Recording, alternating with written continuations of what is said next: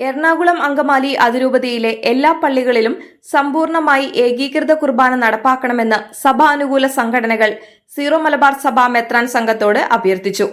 Zero Malabar സഭാ പിതാക്കന്മാരുമായി സഭാനുകൂലികളുടെ സംഘടനകളുടെ coordination കമ്മിറ്റിയായ one church one കുർബാന മൂവ്മെന്റ് നേതാക്കൾ നടത്തിയ കൂടിക്കാഴ്ചയിലാണ് ഈ ആവശ്യം ഉന്നയിച്ചത്. കുർബാന തർക്കവുമായി ബന്ധപ്പെട്ട ചർച്ചകൾക്ക് പെർമനന്റ് സിനഡ് സഭാനുകൂല അൽമായ സംഘടനാ നേതാക്കളെ Palarivattom POCയിലേക്ക് വിളിപ്പിച്ചിരുന്നു.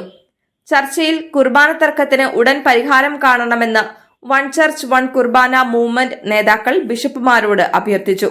Advocate Mathai Muthirenthi, Joseph P. Abraham, Antony Puthussery, Tenson Pulickal, Kuriakose Pazhayamadom എന്നിവരടങ്ങിയ സംഘമാണ് പിതാക്കന്മാരെ കണ്ടത്. അതിരൂപതയിലെ 353 പള്ളികളിലും ഷെഡ്യൂൾഡ് കുർബാന അർപ്പിക്കുന്നതിനെ തങ്ങൾ അംഗീകരിക്കൂ എന്നതടക്കമുള്ള 10 കാര്യങ്ങൾ സൂചിപ്പിക്കുന്ന നിവേദനം നേതാക്കൾ ബിഷപ്പുമാർക്ക് നൽകി. നിവേദനത്തിലെ മറ്റ് ആവശ്യങ്ങൾ ഇവയാണ്. പൗരസ്ത്യ തിരുസംഘം 2024 മെയ് മാസം വത്തിക്കാനിൽ വെച്ച് പെർമനന്റ് സിനഡ് പിതാക്കന്മാർ കേരളത്തിൽ വന്ന് ജൂലൈ 3 മുതൽ നടപ്പിലാക്കുവാനായി നൽകിയ ജൂൺ 9 സർക്കുലർ അട്ടിമറിച്ചുണ്ടാക്കിയ സമവായം ഞങ്ങൾ അംഗീകരിക്കില്ല.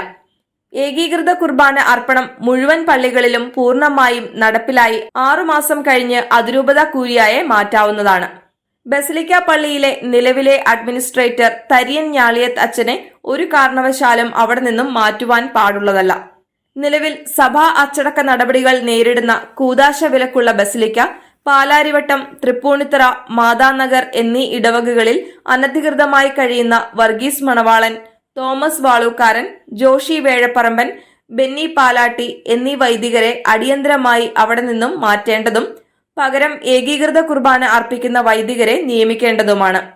വിവിധ രൂപതകളിൽ കോൺഗ്രിഗേഷനുകളിൽ സേവനം ചെയ്യുന്ന വൈദികരെ ഇവിടങ്ങളിൽ നിയമിക്കാവുന്നതാണ്. എറണാകുളം അങ്കമാലി അതിരൂപതയിൽ ഏകീകൃത കുർബാന അർപ്പണം സാധ്യമാക്കാൻ കൃത്യമായ സമയക്രമം സഭ പ്രഖ്യാപിക്കണം. അതിനായി ഞങ്ങൾ നിർദ്ദേശിക്കുന്നത് ജൂലൈ 3, ഓഗസ്റ്റ് 15, സെപ്റ്റംബർ 8 ഈ 3 തീയതികൾക്ക് അപ്പുറം ഒരു കാരണവശാലും കുർബാന പ്രശ്നം നീട്ടിക്കൊണ്ടു പോകുവാൻ പാടില്ല. 18 മണിക്കൂർ ആഭിചാര കുർബാന അർപ്പിച്ച 33 വൈദികർ, അരമനയിൽ ശുചിമുറിക്ക് വെളിയിൽ സീറോ മലബാർ സഭയെ വെല്ലുവിളിച്ചുകൊണ്ട് വിശുദ്ധ കുർബാനയെ നിന്ദിച്ച 21 വൈദികർ, ഇവർക്കെതിരെയുള്ള അച്ചടക്ക നടപടികൾ ഉടൻ നടപ്പിലാക്കണം. മാർപ്പാപ്പയെയും സഭാ സിനഡിനെയും ധിക്കരിക്കുകയും സഭയുടെ കാനോനിക നിയമങ്ങളോ സിവിൽ നിയമങ്ങളോ ബാധകമല്ല എന്ന മട്ടിൽ പെരുമാറുകയും ചെയ്യുന്ന ഇവരെ കണിശമായും നിയമങ്ങൾക്ക് വിധേയമാക്കി ശിക്ഷാ നടപടികൾ സ്വീകരിക്കേണ്ടതാണ്.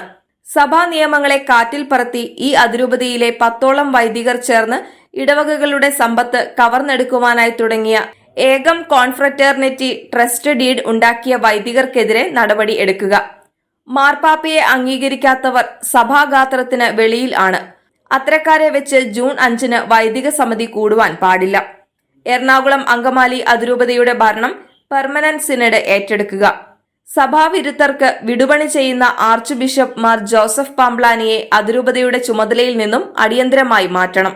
ഞങ്ങളുടെ ഈ ആവശ്യങ്ങളിന്മേൽ അനുഭാവപൂർണമായ നടപടി സഭാ നേതൃത്വത്തിൽ നിന്നും ഉണ്ടാവുമെന്ന പ്രതീക്ഷയോടെ മാർപ്പാപ്പ അംഗീകരിച്ചതും നിരവധി വർഷം ചർച്ച ചെയ്യുകയും 1999 സീറോ മലബാർ സഭാ സിനഡിൽ അംഗീകരിച്ചതും 2021 മുതൽ 34 രൂപതകളിൽ നടപ്പിലാക്കിയതുമായ സഭയുടെ ഏകീകൃത വിശുദ്ധ കുർബാനയ്ക്ക് വേണ്ടി പോരാടുന്ന വൺ ചർച്ച് വൺ കുർബാന മൂവ്മെന്റ് സംഘടന സഭയോടൊപ്പം നിൽക്കുന്ന മുഴുവൻ വിശ്വാസി സമൂഹത്തിനു വേണ്ടി ഈ നിവേദനം സീറോ മലബാർ സഭാ സിനഡിലെ പെർമനന്റ് മെത്രാൻ സംഘത്തിന് സമർപ്പിക്കുന്നുവെന്ന് നിവേദനത്തിൽ പറയുന്നു.